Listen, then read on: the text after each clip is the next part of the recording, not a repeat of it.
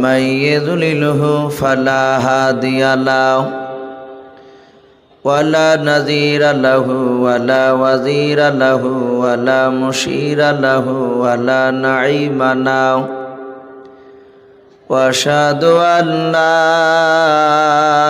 إله إلا الله وحده لا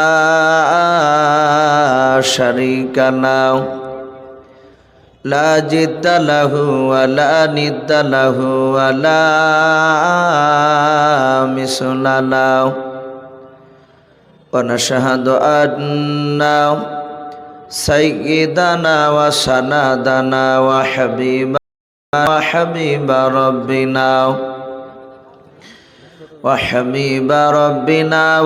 ربنا وطبيب قلوبنا ومولانا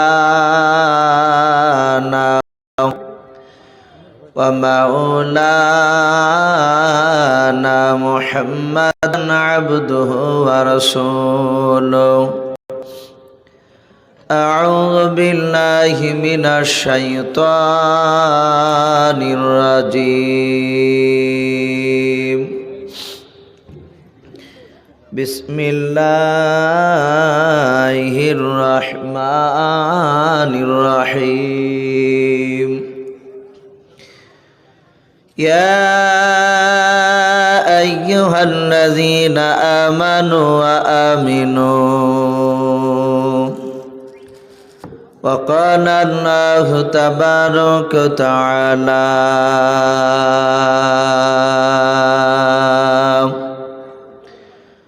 وما أرسلناك إلا رحمة للعالمين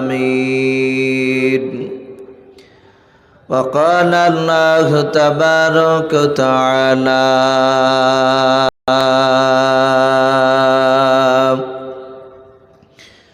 ونبي هريرة قال النبي صلى الله تعالى عليه وسلم من أحب سنتي فقد أحبني ومن أحبني كان معي في الجنة أو كما قال عليه الصلاة والتسليم وعن أبي حذيفة قال النبي صلى الله تعالى عليه وسلم أترك سنة لحبيبي لهؤلاء الحمقاء أو كما قال عليه الصلاة والتسليم إن الله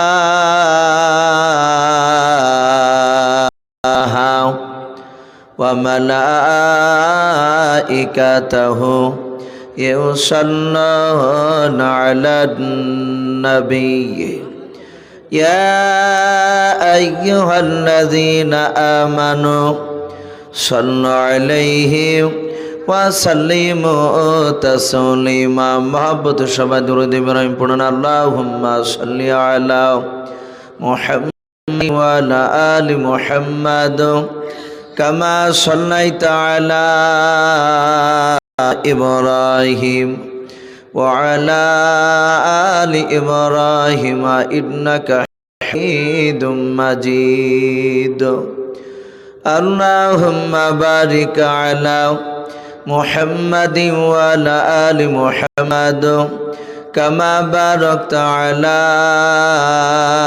إبراهيم وعلى آل إبراهيم إنك حميد مجيد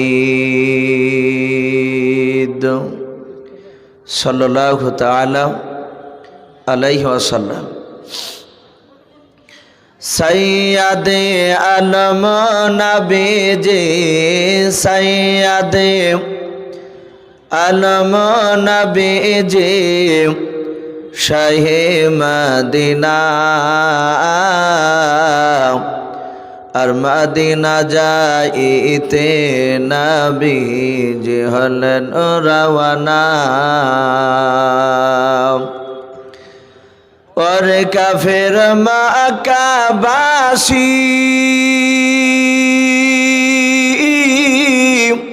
नबीजी के मारब बोले ओई घेरे बसले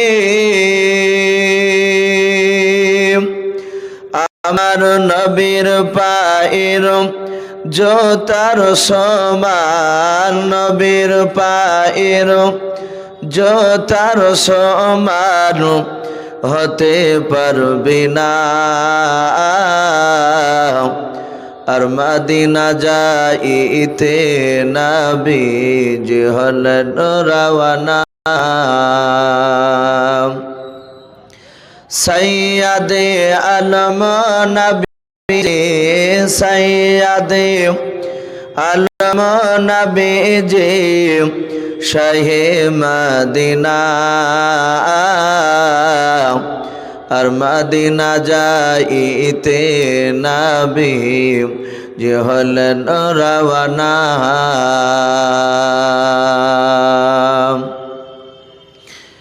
নবী বলেন হযরত আলী আমার বিছানায় শুয়ে যাও গো ওই তোমারে বলে। হযরত আলী শুয়ে গেলেন হযরত আলী শুয়ে গেলেন নবীর বিছানায়। আর মদিনা যাইতে নবীজি হলেন রওয়ানা। সৈয়দে আলম নবীজি সৈয়দে আলম নবীজি শাহে মদিনা। আর মদিনা যাইতে নবীজি হলেন রওয়ানা। নবী বলেন আবু বকর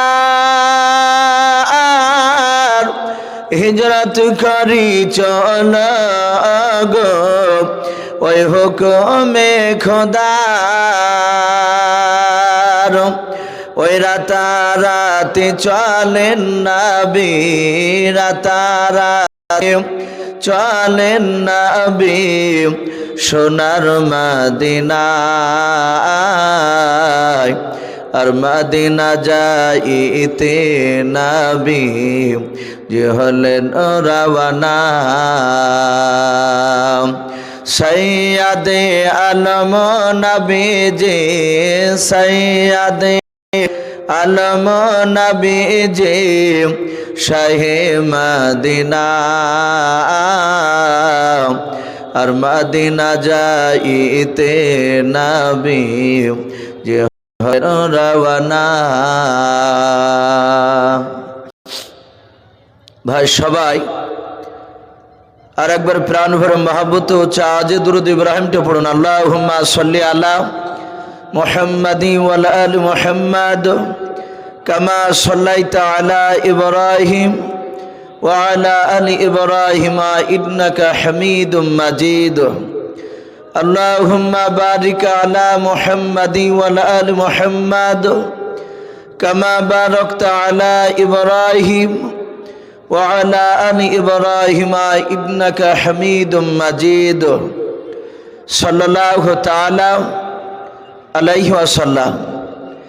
শ্রদ্ধেয় জনাব, আজকের জালসা নির্বাচিত মনোনীত যোগ্যতম সভাপতি মহাশয় ও সম্মানিত আমন্ত্রিত ওলামায়ে কেরাম ও আমার সম্মুখের শ্রদ্ধেয় বা জ্যেষ্ঠ বাবা জীবনেরা, আমার সমবয়স্ক সমাজস্য যুবক ভাইয়েরা, পর্দার আড়ালের মা বোনেরা ও আমার সম্মুখের কচি কচি স্নেহের বাচ্চারা, সকলকে জানাই আমার বুক ভরা ভালোবাসা সালাম।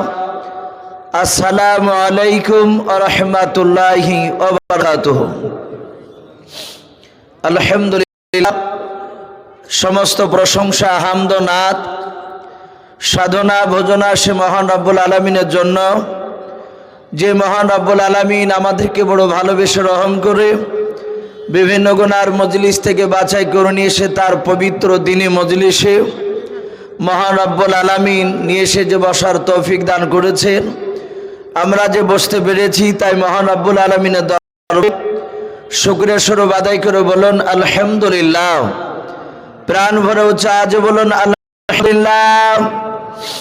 তারপরে পরে আপনার আমার নবী, যিনি ধর্মের গুরু, বিশ্ববরণ্য নেতা, নবী কুল শিরোমণি পয়গম্বর আজম, যিনি সাইয়্যিদুল মুরসালিন ও খাতামান নবিয়্যিন, যিনি হাবিবে কিবরিয়া আশরাফুল আম্বিয়া, যিনি হায়াতুন নবী, জিন্দা নবী, জনাবে মোহাম্মদ রাসূলুল্লাহ সাল্লাল্লাহু তাআলা আলাইহি ওয়াসাল্লামের উপরে দরুদ ও সালাম বর্ষিত হোক, অর্পিত হোক। সকলে বলুন আল্লাহুম্মা আমিন।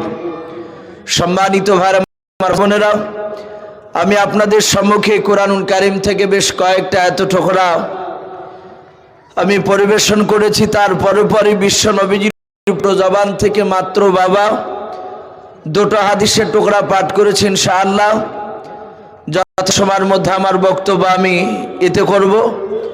ভাই যারা একটু সাইডে বসে আছেন, যে দাঁড়িয়ে আছে, আমি অনুরোধ করব ভাই একটু ভিতরে এসে বসলে একটা নবীর সুন্নাতটা ভাই কমসে কম জিন্দা হতো। আজ আলহামদুলিল্লাহ আমরা চরম সৌভাগ্যবান, যেহেতু বাপজি আপনাদের এলাকার এখন আলহামদুলিল্লাহ দুজন রত্ন শুধু আপনাদের এলাকারই নয়, এটা গোটা মুর্শিদাবাদ বাপজি আপনার জেলার বাপজি, আর এটা রত্ন যে দুজন বাপজি আমার যোগ্যতম একজন আলেম আমরা এখানে স্টেজে বাপজি তাদেরকে পেয়েছি। আমার পাশে বসে আছে হযরত মাওলানা ইসমাইল সাহেব মাতাজিলুল আলী। এই যে আমার বাম পাশে বসে আছেন, উনি আমার চাচা হচ্ছেন, আমার গ্রামেরই বাড়ি ঘাসিপুর। আলহামদুলিল্লাহ আপনাদের সৌভাগ্য যে আপনাদের এই মাদ্রাসায় ওনাকে পেয়েছেন। তার চেয়ে বাপজি গোটা পশ্চিম বাংলার বাইরে আপনার দোয়ায় বিভিন্ন জায়গায় যাই, নাম করলে বলে না যে আমরা ওনাকে চিনি না। যিনি মাইকে কথা বলছিলেন হযরত মাওলানা মুফতি নিজামুদ্দিন সাহেব মাদ্দাজিলুল আলী, উনিও বাপজি আপনার বসে আছেন। ওনাকে লিখিত বলে বাপজি অনেক বই উনি লিখেছেন, মানুষ প্রায় উলামারা বাপজি ওনাকে চিনেন, জানেন। আলহামদুলিল্লাহ এত বড় এলাকার বাপজি, নামি দামি আলেম বাপজি জালসায় পেয়েছি। যোগ্যতাপূর্ণ আলেম বাপজি স্টেজে পাওয়া যায় না, দেখা যায় কোরআন পড়তে পারে না, তাদেরকেও বাপজি সভাপতি জায়গায় বসে দেয়। তা আলহামদুলিল্লাহ আমরা সকলেই সৌভাগ্যবান। আমরা সকলকে বলবো ভাই, আমরা ওইভাবে দাঁড়িয়ে না থেকে একটু ভিতর দিকে আসি। যারা রাস্তায় ঘোরাফেরা করছেন ভাই, ঘোরাফেরা না করে সকলেই আমরা এই মাহফিলে এসে বসি। আর যারা বাপজি বসে গেছেন আপনারা একটু যদি সামনের দিকে এগিয়ে বসতেন, তাহলে বাপজি নবীর সুন্নাতটা বাপজি জিন্দা হয়ে যেত আমাদের। একটু নড়াচড়া করে এগিয়ে আসি ভাই, জায়গাগুলো হয়তো গিয়েছে, একটু বসি। আল্লাহর নবী জনাবে মোহাম্মদ রাসূলুল্লাহ সকল মানুষ সাল্লাল্লাহু তাআলা আলাইহি ওয়াসাল্লাম পবিত্র জবানে বাপজি সাহাবাদের সামনে কথা বলতেন।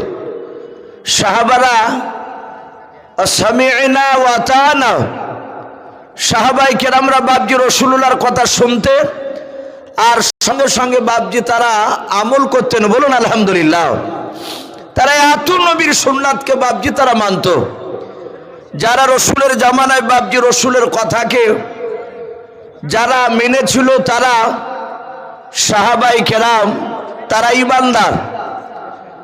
নবীর জামানায় বাপজি যারা রসুলের কথাকে মানেনি, নবীর সুন্নাতের উপর আমল করেনি, তারা বাপজি সেই জামানাও বাপজি ছিল তারা বেদিন, তারা বেঈমান। বর্তমানে এখনো বাপজি যারা রাসূলুল্লাহ সুন্নাত অনুযায়ী চলবে, তারা এখনো বাপজি ইমানদার। আর যারা নবীজির কথাকে মানবে না, তারা এখনো বাপজি তারা বেঈমান, ঈমান হারা। কি কথা সত্য না মিথ্যা বলুন? রাসূলের কথাকে বাপজি সুন্নাতকে যারা মানবে না, আজ আমাদের এলাকায় অনেক মানুষ আছে বাপজি রসুলের সুন্নাতের উপর আমল করি না। সাহাবায়ে কেরাম রাদিয়াল্লাহু তাআলা আনহুম আজমাইন গোনেরা তারা নবীর সুন্নাতকে এত মানতেন, আতরুকু সুন্নাতা লি হাবিবিল হুমাকাই। নবীর সাহাবায়ে কেরামরা ছোট ছোট সুন্নাত পর্যন্ত ছাড়তেন না। বলুন আলহামদুলিল্লাহ। তারা এত নবীর সুন্নাতকে মানতেন। রাসূলের সাহাবারা নবীকে কত ভালোবাসতেন, নবীর সুন্নাতের উপর কিভাবে আমল করতেন। আপনারা হয়তো অনেক আমার মুখে বাপজি শুনেছেন, আমার বিশ্ব নবী মসজিদে নববীতে সাহাবাদেরকে নিয়ে বক্তব্য রাখছিলেন। আর যেমন আপনারা বসে আছেন, যে দেখি মাওলানা সাহেবরা কি আলোচনা করে শুনবো। আল্লাহ নবী দরদি নবী মুহাম্মদ সাল্লাল্লাহু আলাইহি ওয়াসাল্লাম তিনি মসজিদে নববীতে মিম্বারে বসে উনি সাহাবাদের চেহারার দিকে চেয়ে বক্তব্য রাখছিলেন। আর সাহাবায়ে কেরাম নবীজির চেহারার দিকে চাতক পাখি না চেয়ে চেয়ে কথাগুলো শুনছিলেন। নবীর সব সাহাবা বাপজি মসজিদে নববীর ভিতরে জমা ছিল না। অনেক সাহাবা নবীর দরবারে পৌঁছাতে পেরেছিল না। কিতাবে এসেছে বাপজি রসুলের একজন সাহাবা যিনার নাম হযরত উরাইকা রাদিয়াল্লাহু তাআলা আনহু। নাম শুনেছেন? উরাইকা নবীজির বাপজি আপনার সাহাবা, উনি রাস্তা দিয়ে বাপজি মসজিদে নববীতে যাচ্ছিলেন রাসূলুল্লাহর কথা শোনার জন্য। হযরত সালমান ফারসি রাদিয়াল্লাহু তাআলা আনহু উনি বলেন আমিও যাচ্ছিলাম মসজিদে নববীতে রাসূলুল্লাহর কথা শোনার জন্য। সাহাবা সালমান বলেন উরাইকা আগে আগে যাচ্ছিলেন আমার, আর আমি ওনার পেছন পেছন যাচ্ছিলাম। আমরা তখন মসজিদে নববীতে পৌঁছাতে পারি নাই। প্রায় মসজিদে নববী থেকে 50 থেকে 60 হাত দূরে ছিলাম। হঠাৎ করে দেখলাম আমার উরাইকা ভাই তিনি রাস্তার ধারে ধপাস করে বসে পড়লেন। রাস্তা যেতে যেতে মসজিদে পৌঁছাতে পারে নাই, উনি বসে পড়লেন। সাহাবা সালমান রাদিয়াল্লাহু তাআলা আনহু বলেন আমি ডান দিকে বাম দিকে চারিদিকে দেখলাম হযরত উরাইকার আমি সালমান ফারসি ছাড়া আর কেউ নাই, আছেন তিনি হচ্ছেন আল্লাহ। কিন্তু আল্লাহকে তো বাপজি দেখতে পাওয়া যায় না। সালমান ফারসি বলেন আমি দেখলাম উরাইকার আমি কেউ নাই, কিন্তু উরাইকা উনি রাস্তা দিয়ে যেতে হঠাৎ বসলেন কেন? সালমান ফারসি বলেন আমি উরাইকাকে গিয়ে আমি সালাম দিলাম, আসসালামু আলাইকুম ওয়া রাহমাতুল্লাহি ওয়া বারাকাতুহু। হযরত সালমান বলেন আমি উরাইকাকে সালাম দিলাম, আর উনি সালামের উত্তর দিলেন। সাহাবাদের বাপজি সবচেয়ে বড় তাদের আমল ছিল বাপজি এই সালামের দিকে তাদের চরম গুরুত্ব ছিল। নবী বলেছেন সালাম প্রসারিত করো, সালামকে ফাইলিয়ে দাও। কিন্তু বাপজি আমাদের দেখা যায় আমাদের সমাজে আমরা সালাম দেওয়ার রেওয়াজ প্রচলন বাপজি আমরা করতে পারি নাই। অনেক কি দেখতে পাওয়া যায় রাস্তা দিয়ে চলে যাচ্ছে আমরা সালাম দিই নাই। বাপে বেটাকে সালাম, বেটাতে বাপকে দিবে, এরকম আমাদের ফ্যামিলি তৈরি করতে পেরেছে ভাই। অনেক উলামাদের মধ্যে বাপজি দেখা যায়, আলেমদের মধ্যে আমাদের মধ্যে বাপ বেটাতে বাপজি সালাম দিতে আমাদের লজ্জা লাগে। অথচ নবীর সাহাবারা লজ্জা করতেন না। আমার বিশ্ব নবী সালাম দেওয়ার হুকুম দিয়েছে। তাই সাহাবায়ে কেরামরা তারা বাপ বেটায় প্রতিবেশী মুসলিম দেখলি সাথে হাতে বাপজি সালাম দিতেন। বলুন আলহামদুলিল্লাহ। আজ বর্তমান এমনি তো লজ্জা লাগে, আবার আমাদের দেখা যায় টুপির দিকে লক্ষ্য করে এক শ্রেণীর উলামারা সালাম দেয় না। কথা একটু লক্ষ্য করে দেখবে, এই জাল টুপি যদি দেখতে পান, আর এই যে আমরা রুমাল মাথায় দিয়েছি, মুফতি সাহেব দিয়েছেন, মৌলানা সাহেব দিয়েছেন, এইরকম রুমাল দেখলে আমাদের মুর্শিদাবাদী এক শ্রেণীর আলেম আছে বাপজি তারা সালাম দিয়ে নাও বলে এদেরকে দেওয়া যাবে, এরা নবীজির দুশমন। কিন্তু বাপজি আমরা তাকাতে কি করবো না, আমরা যদি বুঝতে পারি যে উনি দিনী ভাই কলেমা পড়নেওয়ালা, সে নাভির ওপরে হাত বাঁধুক আর নাভির নিচে হাত বাঁধুক, আমরা দেখলি সালাম দিব। বলুন ইনশাআল্লাহ। যারা বলেন ইনশাআল্লাহ। হযরতে সাহাবা সালমান ফারসি বলেন আমি গিয়ে সালাম দিলাম, আর উনি সালামের উত্তরটা দিলেন। ভাইরা আমার, বাবা জীবনেরা, সালমান ফারসি রাদিয়াল্লাহু তাআলা আনহু ওরাইকার হাত দুখানা বাপজিনার পাশে দাঁড়িয়ে বলেন, ভাই ওরাইকাও তোমার কি হলো বলো? রাস্তা দিয়ে যেতে যেতে হঠাৎ করে কেন তুমি বসে পড়লে বলো? হযরত ওরাইকা রাদিয়াল্লাহু তাআলা আনহু উনি আর কোনো কথা বললেন না, শুধু চুপচাপ তিনি বসে আছেন। সালমান ফারসি রাদিয়াল্লাহু তাআলা আনহুর কথা তার উত্তর দিলেন না। সালমান ফারসি রাদিয়াল্লাহু তাআলা আনহু বাবা কয়েকবার জিজ্ঞাসা করার পর উত্তর যখন পেলেন না, সালমান ফারসি সোজা মসজিদ নববীতে চলে গেলেন। আপনার আমার নবী, দয়ার নবী জনাবে মুহাম্মদ রাসূলুল্লাহ সাল্লাল্লাহু তাআলা আলাইহি ওয়াসাল্লাম আমার মসজিদ নববীতে মিম্বারে বাবা বসে বসে সাহাবাদের সাথে আলোচনা করেছিলেন। হযরতে সালমান আল্লাহর নবীজির কাছে গিয়ে বাবা সালাম দিলেন, আসসালামু আলাইকা ইয়া রাসূলুল্লাহ ইয়া হাবিবাল্লাহ। আল্লাহর নবী সালামের উত্তর দিয়ে দিলেন। নবী আমার বলেন, ওরে আমার সালমান, কি ব্যাপার তুমি বলো, আমার কাছে কেন দৌড়ে এসে সালাম দিলে? হযরতে সালমান ডাক দিয়ে বলুন, নবী গো আপনার দরবারে আমি আর আপনার আরেকজন সাহাবা ওরাইকা বলে নাও। ওগো আল্লাহর নবীজি, দুজনের রাস্তা দিয়ে আপনার মসজিদে নববীতে আমরা আসছিলাম, আপনার তখনও পৌঁছাতে পারি নাই, প্রায় 50 থেকে 60 হাত দূরে ছিলাম। ওগো আল্লাহর নবীজি, দেখলাম ওরাইকা রাস্তা দ্বারা হঠাৎ করে তিনি বসে পড়লেন। ওগো আল্লাহর নবীজি, আমি ওরাইকাকে গিয়ে সালাম দিলাম, উনি সালামের উত্তর দিলেন।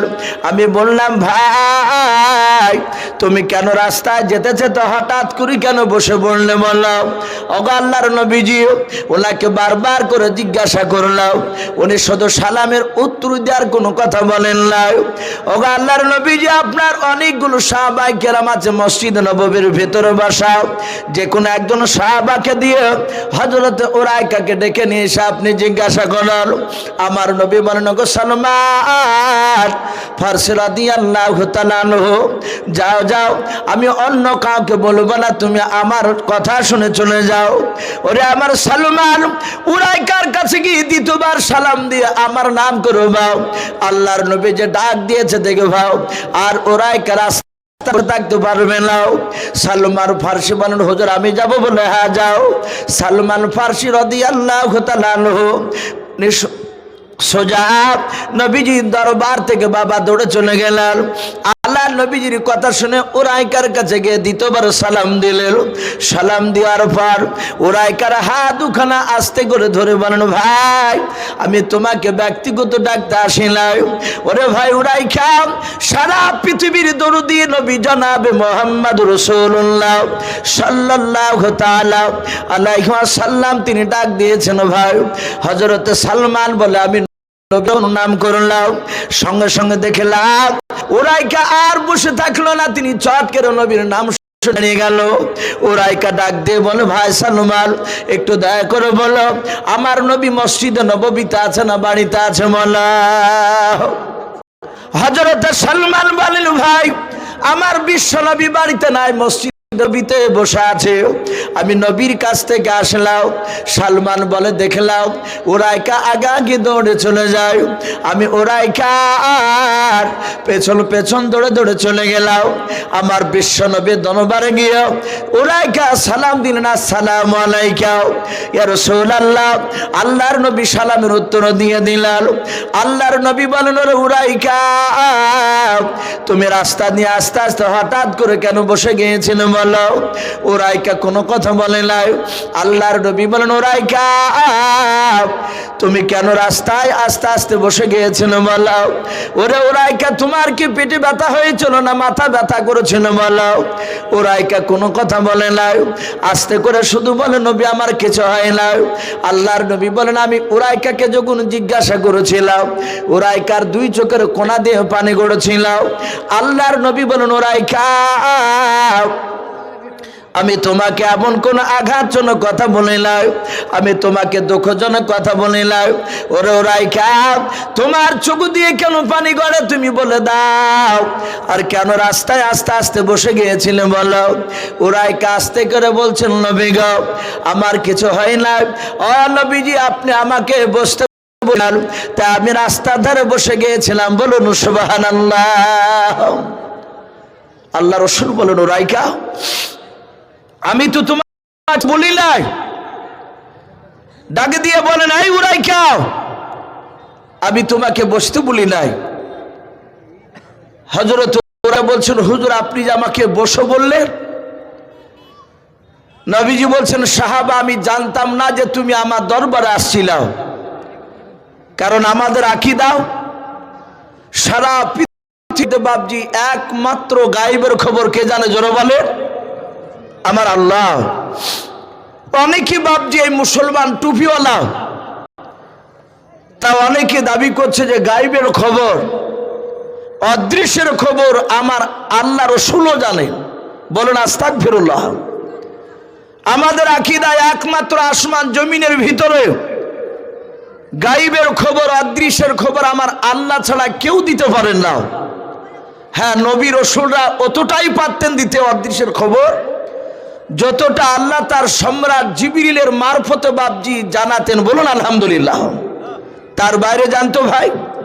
তার বাইরে জানতো না। নবী বললেন, ওগো আমার উরাইকা, শুনে নাও, তুমি যে আমার দরবারে আসছিলে এটা আমার জানা ছিল না। বলে, হুজুর আপনি যে বললেন বসো। নবী বলেন, এই উরাইকা, আমি তোমাকে বলি নাই। আমার মসজিদে নববীর ভিতরকার একজন সাহাবা দাঁড়িয়ে গিয়েছিল। আমি সেই সাহাবাকে লক্ষ্য করে বলেছিলাম, সাহাবা বসো। হযরত উরাইকা বলছেন, নবী আপনি তো নাম ধরে বলেন নাই, আপনি মসজিদে নববীর ভিতরকার সাহাবাকে বলেছেন সাহাবা বসো, আর আপনার গলার আওয়াজটা মসজিদে নববী থেকে বেরিয়ে 50 থেকে 60 হাত দূরে আমি ছিলাম, আর আপনার গলার আওয়াজ আমার কানে পৌঁছে গিয়েছিল। যেহেতু আমিও আপনার সাহাবা, আর সাথে হাতে রাস্তার ধারে বসে গিয়েছিলাম। জোরে বলুন সুবহানাল্লাহ। একটু শুধু বাপজি চিন্তা করব, তাহলে রাসূলুল্লাহর সাহাবারা রাসূলকে কতটা মানতেন, আর আজ আমরা বাপজি কতটা বিশ্বনবীর সুন্নাতের উপর আমল করি। কিছু মনে করবেন না ভাই, আমরা এমনই রাসূলকে বাপজি ভালোবাসি, নবীর সুন্নাতের উপর আমল করি, যে আমাদের চেহারার দিকে চেয়ে আর হিন্দু আর মুসলমান চেনা যায় না ভাই। আজ থেকে বাপজি 20 বছর আগে, 15 বছর আগে মানুষ বাপজি আপনার দাড়ি দেখে আমরা সালাম দিতাম, যে দাড়ি সবাই রাখতে পারে না। আমাদের একটা বিশ্বাস ছিল যে দাড়ি থাকলে জানতে হবে সে মুসলিম। কিন্তু বর্তমান এখন আর এক বেকায়দা পড়ে গেছে, এখন হিন্দু মুসলমান সবাই বাপজি দাড়ি রাখছে। কথা ঠিক না বেঠিক বলে? এখন দাড়ি সবাই রাখছে। আমাদের বাপজি বাড়ি দৌলতাবাদ থানা, গ্রাম ঘাসিপুর, পাশে 6 ঘড়ি বলে বাপজি একটি গ্রাম আছে। আমাদের এলাকায়, আমাদের বাপজি এলাকায় বেশ অনেক আমাদের হিন্দু ভাইয়েরা বাস করে, একই সঙ্গে মিলেমিশে বাস করে। তো প্রায় মাঝে মাঝে বাপজি যাওয়া আসা করি 6 ঘড়ি দৌলতাবাদ। তো একটা মানুষকে বাপজি চাপ দাড়ি দেখে তাকে 6-7 দিন সালাম দিয়েছে। আমি তো গনি নাই, ওকে দেখে আর সালাম দিই, কারণ আমি বেশিরভাগ বাপজি, এটা অহংকারী কথা নয়, যেই দিন থেকে বাপজি রাসূলুল্লাহর এক সাহাবার কথা বাপজি হাদিসে পড়েছি, আল্লাহ রাসূলের একজন সাহাবা নবীকে বাপজি যখনই সালাম দিতে যায়, আগে যদি যায় সারা পৃথিবীর দরদি নবী, যে নবী আমার দুনিয়ার বুকে হাসলে জান্নাতের মর্যাদা বৃদ্ধি পেত, আর যে নবী দুনিয়ার বুকে কাঁদলে জাহান্নাম থরথর করে কাঁপতো। বলুন আলহামদুলিল্লাহ। সেই নবী দামি না কম? একটু জোরে বলে। সারা পৃথিবীর সেই দামি নবী সেই সাহাবাকে বাপজি সালাম দিয়ে দেয়। সাহাবা 1 নয় 2 নয়, উনি বলছেন আমি 6 বছর চেষ্টা করেছি। ক বছর বললাম? 6 বছর। আমি যখনই দিতে যাই তখনই রাসূল দিয়ে দেয়। আচ্ছা বলে, সারা পৃথিবীর শ্রেষ্ঠ নবী যদি আগে সাহাবাকে সালাম দিতে যায়, তাহলে আমরা আজ থেকে আর তাকাতাকি করবো ভাই? ও আমাকে দেখ, আমি কেন আগে দিব? হয়তো ভাবছি যে আমি ছেলে মানুষ, মওলানা, আর একজন বৃদ্ধ মানুষ আমি দিতে গেলে আমার সম্মানের হানি হবে না। রাসূলুল্লাহর হাদিসের দিকে ভাবছি, যেদিন আমি পড়েছি সেই দিন থেকে দাড়িওয়ালা যদি বুঝতে পারে যে উনি মুসলিম, তাকে সালাম দিয়ে দিই। তো সালাম ভাবছি কয়েক দেওয়া হয়েছে, উনি আমাকে ডেকে বলছেন, ভাই একটু দাঁড়ান তো। ভাই কিছু বলছিলেন? আচ্ছা, আপনাকে আমি কয়েকদিন থেকে লক্ষ্য করে দেখছি, প্রায় মাঝে মাঝে আপনি আমাকে সালাম দিচ্ছেন, আমি তো আপনাকে দিই নাই।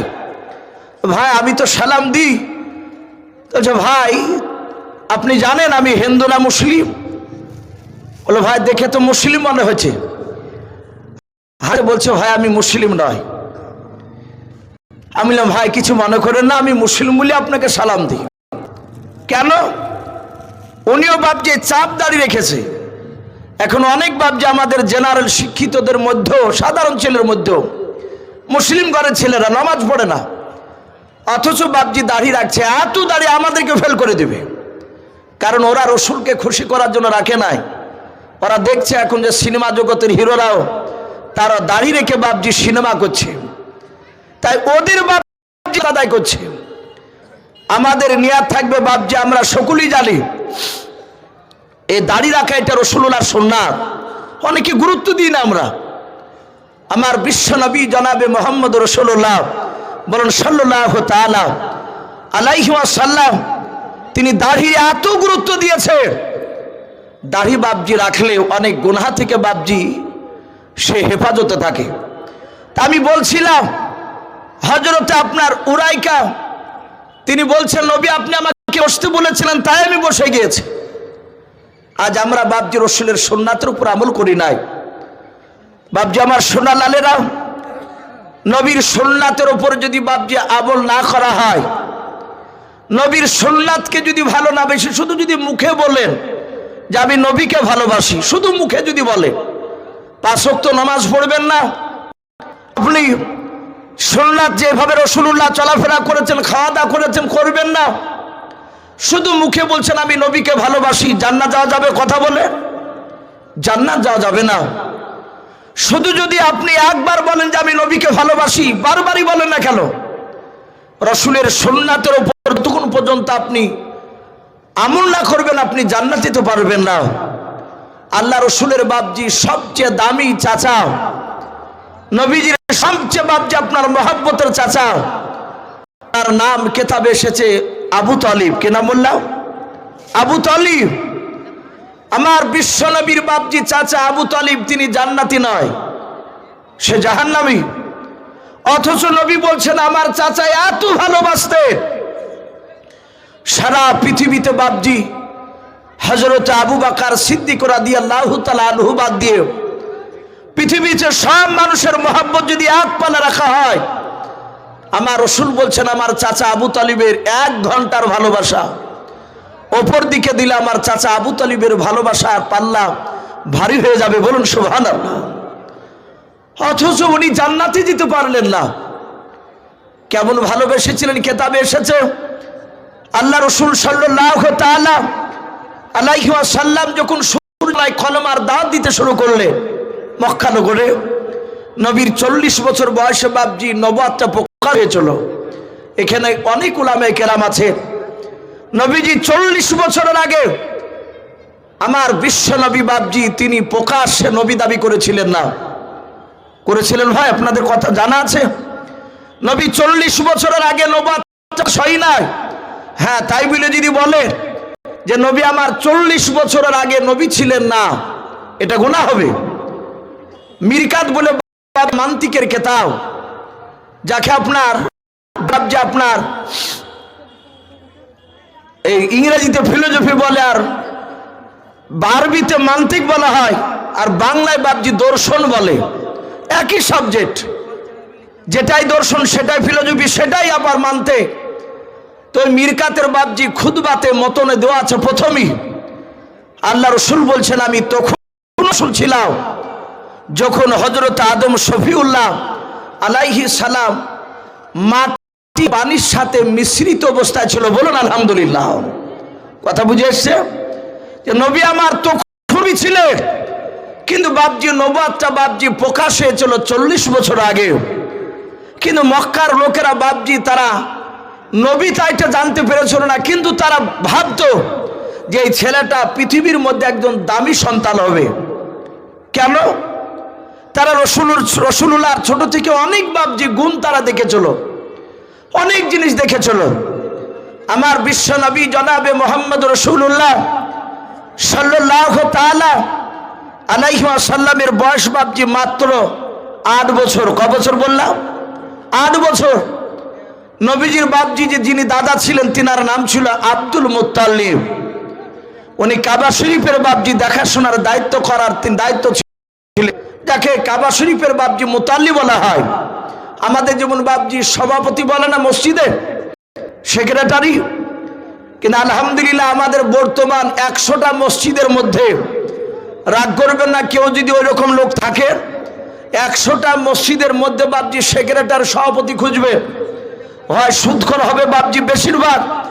ওই 40-50টা মসজিদে দেখবেন হয় সুদখোর, নাহলে মদখোর, নাহলে বাপজি আপনার বেনামাজি, নামাজ ফুটি যায় না, হয় টাকার বল আছে, বাহুর বল আছে, তাকে বাপজি খোলা জোরে তাকে দায়িত্ব দিয়ে বসে আছে।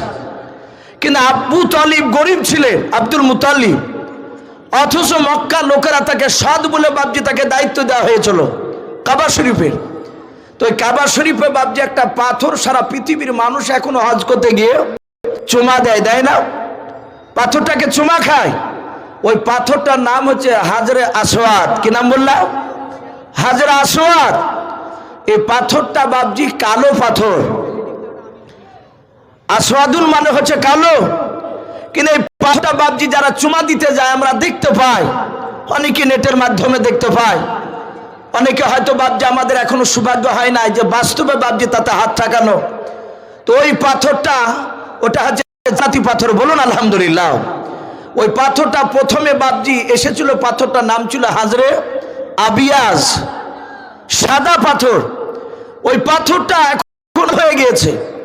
ওলামারা লিখেছেন, আল্লাহর বিশ্বনবী বলেছেন সারা পৃথিবীর মানুষ যারা খালিস নিয়াতে হজ করতে যায়, পাথরটার দিকে বাপজি তাকালে তাদের গুনাহগুলোকে মহান রব্বুল আলামিনের ইশারায় পাথরে টেনে নেয়। বলুন আলহামদুলিল্লাহ। তো সেই পাথরটা বাপজি আপনার এই সরানো নিয়ে হযরতে আব্দুল মুত্তালিব বলেন, ভাই এই পাথরটাকে একটু সরাতে হবে। পাথর সরানো হলো। সরানোর পর পাথরটা বা নির্ধারিত জায়গায় রাখা হবে। তো বলে পাথরটা কে সরাবে?